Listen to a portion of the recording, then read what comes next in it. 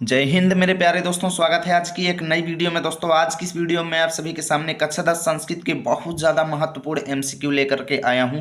यानी वो एमसीक्यू जो हर वर्ष बोर्ड एग्जाम में पूछे जाते हैं, आज की इस वीडियो में डिटेल में आपको बताऊंगा। ठीक है ना।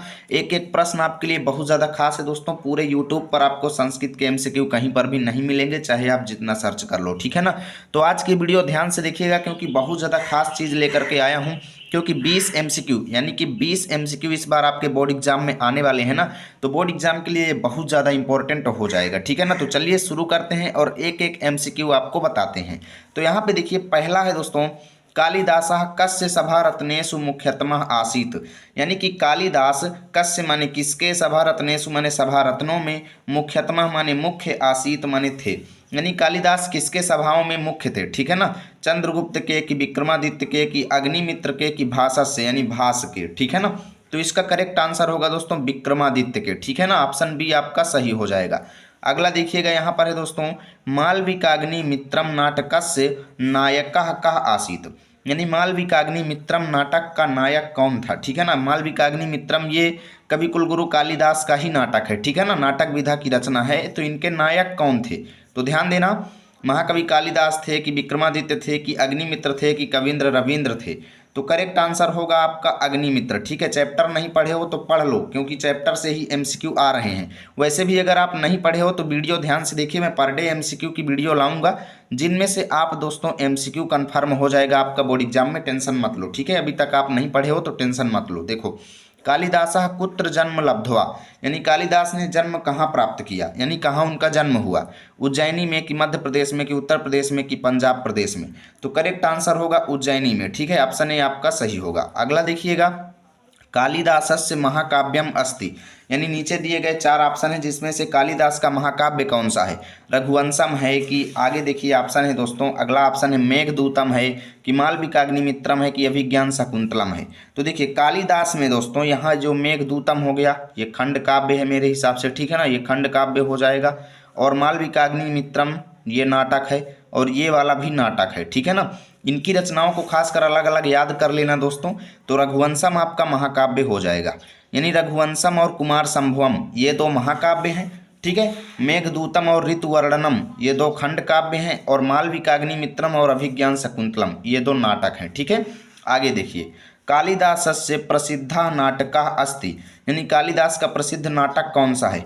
रघुवंशम है, कि अभिज्ञान शकुंतलम है, कि कुमार संभवम है, कि मेघदूतम है। तो अभी मैंने आपको बताया कि रघुवंशम ये नाटक यानी अभिज्ञान शकुंतलम और मालविकाग्निमित्रम ये 2 इनके प्रसिद्ध नाटक हैं। ठीक है ना। तो आपका ऑप्शन बी सही होगा।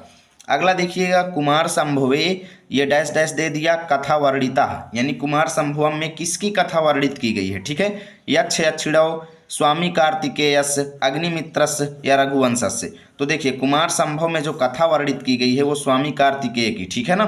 यानी ऑप्शन बी आपका सही हो जाएगा। अगला देखिएगा दोस्तों, एक एक एमसीक्यू तैयार कर लेना दोस्तों, बहुत ज़्यादा खास है। वीडियो को ध्यान से देखिए, एक एक चीज़ मैं आपको डिटेल में बता रहा हूँ। साथ ही वीडियो को लाइक करना। ठीक है ना। देखिए 7वां, अभिज्ञान शाकुंतलम नाटके कस्य कथा वर्णिता। यानी अभिज्ञान शकुंतलम नाटक में किसकी कथा वर्णित है। दुष्यंत शकुंतला की कार्तिकेय कार्तिकेय की यक्ष की, अग्निमित्र की। तो देखिए अभिज्ञान शकुंतलम, लास्ट में ही शकुंतलम लिखा हुआ है, यानी दुष्यंत और शकुंतला की प्रेम कथा इसमें वर्णित है। ठीक है ना। ठीक है। गंधर्व विवाह की कथा भी यहाँ पर वर्णित है। आगे देखिएगा, वस्तुतः कालिदासः मूर्धन्यतमः क्या थे डैश है। ठीक है ना। यानी वास्तव में कालिदास मूर्धन्यतमः का मतलब है सर्वश्रेष्ठ। ठीक है। क्या है, सर्वश्रेष्ठ। वास्तव में कालिदास सर्वश्रेष्ठ अस्ति माने हैं, क्या है। ठीक है ना। देखते हैं आगे पेज पे ऑप्शन इसके। यहाँ पे देखिए पहला ऑप्शन है आप सभी के सामने, विदेशीय कवि हैं, कि भारतीय कवि हैं, कि महान कवि हैं, कि सर्वश्रेष्ठ कवि हैं। तो देखिए वास्तव में कालिदास भारतीय कवि हैं। ठीक है ना। ऑप्शन बी आपका सही होगा। अगला देखिएगा, यहाँ पे समीक्षकस्य मतेन कालिदासः कुत्र जन्म लब्ध्वा। यानी समीक्षकों के मत के अनुसार कालिदास का जन्म कहाँ पर हुआ। कश्मीर में हुआ, कि बंग प्रदेश में हुआ, कि उज्जैनी में हुआ, कि केरल प्रदेश है यानी केरल में हुआ। तो देखिए समीक्षकों के मत के अनुसार कालिदास का जो जन्म हुआ वो उज्जैनी में हुआ। ठीक है। ऑप्शन सी आपका सही होगा। बाकी कश्मीर के निवासी इनको कश्मीर का उत्पन्न हुआ भी मानते हैं, बंगाल के निवासी इनको बंगाल में उत्पन्न हुआ मानते हैं। ठीक है ना। लेकिन समीक्षकों के मत के अनुसार उज्जैन में इनका जन्म हुआ। अगला देखिए, कुमार संभवे कति सर्गाः सन्ति। यानी कुमार संभव नामक जो इनका महाकाव्य है, इसमें कितने सर्ग हैं। एकोनविंशति हैं कि एकादश हैं कि अष्टादश हैं कि द्वादश हैं, ठीक है ना। तो इसका देखिए, इसका करेक्ट आंसर हो जाएगा अष्टादश यानी 18, ठीक है। 18 सर्ग उसमें हैं, आपका 18 सर्ग सही हो जाएगा। अगला देखिए, अब कुछ गद्यांश हैं जो इस चैप्टर के खासकर पूछे जाते हैं। गद्यांश से भी एमसीक्यू आते हैं, आपको ये चीज़ पता होनी चाहिए। यानी पहला प्रश्न आपका गद्यांश रिलेटेड ही रहेगा, जिसमें एक गद्यांश रहेगा जिसके नीचे 2 एमसीक्यू दिए रहेंगे, ठीक है ना। तो कुछ गद्यांश लेकर के आया हूँ, साथ में उनके एमसीक्यू भी लाया हूँ। जैसे यहाँ पे पहला गद्यांश है कि महाकवि कालिदास, यानी महाकवि कालिदास संस्कृत के कवियों में मुकुटमणि हैं, अर्थात सर्वश्रेष्ठ हैं। न केवलम भारत देशस्य, यानी केवल भारत देश के ही नहीं, अपितु संपूर्ण विश्व के उत्कृष्ट कवियों में स माने वह एक तमो अस्ति माने अद्वितीय हैं, ठीक है ना। तस्य अनवद्या कीर्ति कौमुदी देश देशांतरे प्रस्तास्ति, यानी ये स्वच्छ निर्मल कीर्ति जो है उनकी देश विदेशों में फैली हुई है। भारत देश में जन्म प्राप्त करके अपने कवि कर्म से देववाणी अर्थात संस्कृत को अलंकृत करते हुए वह केवल भारतीय कवि ही नहीं अपितु विश्व कवि के रूप में जाने जाते हैं, ठीक है। सर्वैर आद्रियन्ते मतलब सब लोगों के द्वारा आदर किए जाते हैं।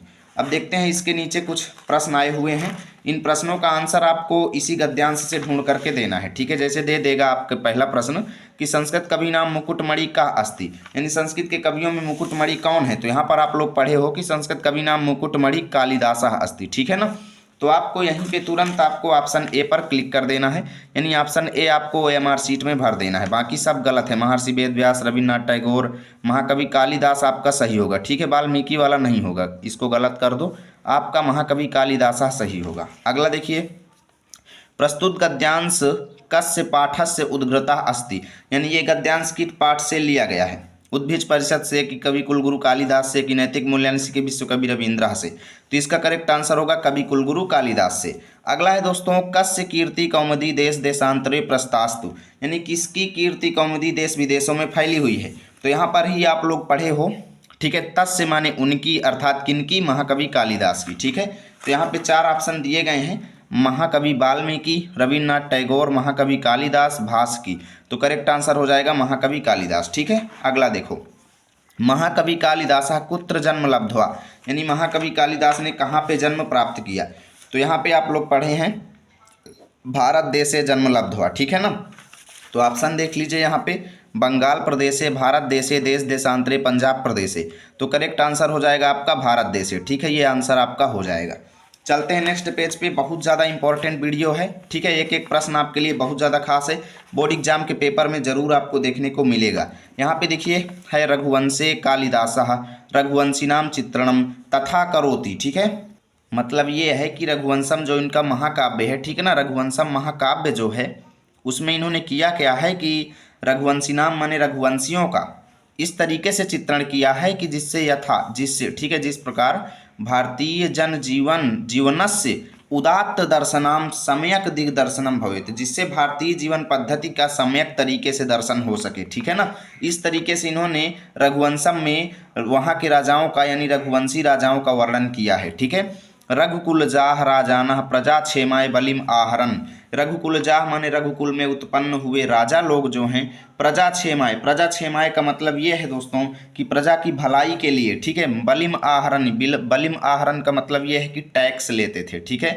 बलिम आहरन का मतलब ये है, बलिम माने टैक्स, आहरन माने लेते थे, ठीक है। मियत संयत भाषिणस्ते सदा सत्यनिष्ठा आसन, ठीक है। इसका मतलब ये हुआ कि मियत माने परिमित, ठीक है। मित है, ठीक है ना। मित माने आप लोग परिमित लिख देंगे, ठीक है। परिमित हो गया, और आगे आप लोग बना सकते हो साथी उसी के संयत सीधी वाणी, भाषिणस्ते माने बोलने वाले, यानी परिमित और सीधी वाणी बोलने वाले वो हमेशा सत्यनिष्ठ होते थे, सत्य के प्रति निष्ठा रखते थे, ठीक है। यशस कामास्ते तदर्थम प्राणानपि ते युक्तम सदैव अभवन। तो इसका मतलब आप लोग जान सकते हैं, यशस कामास्ते माने यश की इच्छा रखने वाले, ठीक है। यशस कामास्ते माने कामना, यानी यश की इच्छा रखने वाले, वो तदर्थम माने उसके लिए, अर्थात किसके लिए, यश के लिए, ठीक है। यश के लिए प्राणानपि माने प्राणों को भी, त्यागतुम माने त्याग देने में, सदैव उद्यता भवन माने सदैव तैयार रहते थे, ठीक है। इससे प्रश्न देखिए ये हिंदी अनुवाद में भी आ सकता है, तो हिंदी अनुवाद भी मैं आपको साथ साथ बता रहा हूँ, ठीक है। हिंदी अनुवाद भी अगर फंस गया एक भी गद्यांश तो आपका ये 4 से 5 अंक तो आपका यही दिला देगा, ठीक है। और इसके नीचे प्रश्न भी आपको मिल जाएंगे। देखिए, रघुवंशे कालिदास कस्य चित्रणम कुरुत, यानी रघुवंशम में कालिदास ने किसका चित्रण किया है। तो जनाह यानी लोगों का, कि प्रजानाओं का यानी प्रजाओं का, कि राजाओं का, या फिर रघुवंशियों का। तो किसका चित्रण किया है? रघुवंशियों का। आप लोग यहीं पे पढ़े हो कि कालिदासा रघुवंशी नाम चित्रणम, ठीक है ना, यानी रघुवंशियों का। अगला देखिए, रघुकुल जाह राजानः प्रजा क्षेमाय किम आहरन, यानी रघुकुल में उत्पन्न हुए राजा प्रजा के भलाई के लिए क्या करते थे? बलिम यानी क्या लेते थे, ठीक है। बलिम माने टैक्स लेते थे, या फिर अन्न लेते थे, या फिर धन यानी पैसा लेते थे, या फिर रत्न लेते थे। तो आप लोग पढ़े हैं यहीं पे कि बलिम लेते थे यानी टैक्स लेते थे, ठीक है। अब देखिए अगला गद्यांश है, मोस्ट इंपॉर्टेंट है दोस्तों, मोस्ट इंपॉर्टेंट। वीडियो को लाइक शेयर करते जाइएगा दोस्तों, तभी मैं पूरे चैप्टर के गद्यांश और एमसीक्यू आपको करा दूंगा, ठीक है ना। देखो, वस्तुतः माने वास्तव में कालिदास मूर्धन्यतम माने सर्वश्रेष्ठ भारतीय कवि, अस्ति माने भारतीय कवि हैं, ठीक है। एक और उनकी रचनाओं में काव्य के उचित गुणों का समाहार यानी सम्मेलन दिखाई देता है। तो अपरतश्च माने दूसरी ओर भारतीय जीवन पद्धति का सर्वांगीणता तत्र माने वहाँ पर राराजते माने सुशोभित हो रहा है, ठीक है। काव्य उत्कर्ष की दृष्टि से उनका काव्य मानव मन की सूक्ष्म अनुभूतियों का इंद्रधनुष किसी भी सहृदय के, सहृदयस माने किसी भी सहृदय के, ठीक है, चित्तम आवर्जयितुम माने चित्त का अपहरण कर लेने में पार्यति माने समर्थ है, ठीक है। प्रकृतिरपि माने प्रकृति भी, स्वजड़त्वम माने अपनी जड़ता को, विहाय माने त्याग करके, सर्वत्र माने सभी जगह, मानव माने मनुष्य की, सहचरी माने सहेली के समान, आचरति माने आचरण करती है, ठीक है। आगे देखो प्रश्न, वस्तुतः कालिदासा क्या थे, कैसे कवि थे, ठीक है। तो आप लोग पढ़े ही हैं भारतीय कवि थे, यहाँ पर आप लोग अभी देखे ही हैं, वस्तुतः कालिदासा भारतीय कवि अस्ति, ठीक है। तो भारतीय आपका हो जाएगा। अगला देखिए, तस्य कृतिषु काव्योचित गुणा नाम क्या दृश्यते, मिलापः दृश्यते, कि समाहारः दृश्यते, कि एकः दृश्यते, कि मूर्धन्यः दृश्यते। तो आप लोग पढ़े हैं समाहारः दृश्यते, ठीक है। यहीं पे आप लोग देखे हैं काव्योचित गुणा नाम समाहारः दृश्यते, ठीक है। तो आपका ऑप्शन बी सही हो जाएगा। अगला देखिए, तस्य काव्यः कस्यापि सहृदयस्य किम आवर्जयितुम पारयति, यानी उनका काव्य किसी भी सहृदय का क्या अपहरण करने में समर्थ है? बल का, कि इंद्रधनु का, कि धन का, कि चित्त का। तो आप लोग पढ़े हैं चित्तम, ठीक है ना, चित्त का। यहाँ पे आप लोग देखे ही हैं, आप लोग यहाँ पे देख लो, चित्तम आवर्जयितुम पारयति यानी चित्त का, ठीक है।